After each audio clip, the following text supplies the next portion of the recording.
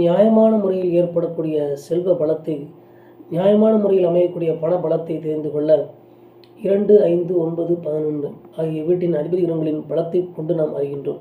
இதில் 2ஆம் வீடு என்பது குடும்ப செல்வ சேமிப்பை காட்டக்கூடிய வீடு. ஒரு குடும்பத்திற்கு எந்த விதமான தொழில் வியாபாரம் செய்து செல்வ சேமிப்பு சேர்க்கும். அதேபோல் தந்தை வழி, அதேபோல் தாய் வழி மூலமாக அந்த குடும்பத்திற்கு ஏற்பட்டக்கூடிய செல்வ சேமிப்பு பலம், அதேபோல் ஒருவர் தான் செய்த தொழில் வியாபாரத்தின் மூலம் குடும்பத்திற்கு கொண்டு சேர்ந்த செல்வ சேமிப்பு பலம் போன்றவற்றை எல்லாம் தெரிந்து கொள்ள 2ஆம் வீட்டை நாம் பார்க்கின்றோம். 2ஆம் வீட்டின் அதிபதி கிரகம் நல்ல ஸ்தானத்தில் சென்று அமர வேண்டும். 2ஆம் வீட்டின் அதிபதி கிரகத்தை பார்க்கும் கிரகங்கள், 2ஆம் வீட்டில் வந்து சேரக்கூடிய கிரகங்கள், 2ஆம் வீட்டிற்கு அமையக்கூடிய ஸ்தான பலம், வர்க்க பலம், அஷ்டவர்க்க பலம், சார பலம் போன்றவற்றை கொண்டு 2ஆம் வீட்டின் பலத்தை நாம் தெரிந்து கொள்கின்றோம்.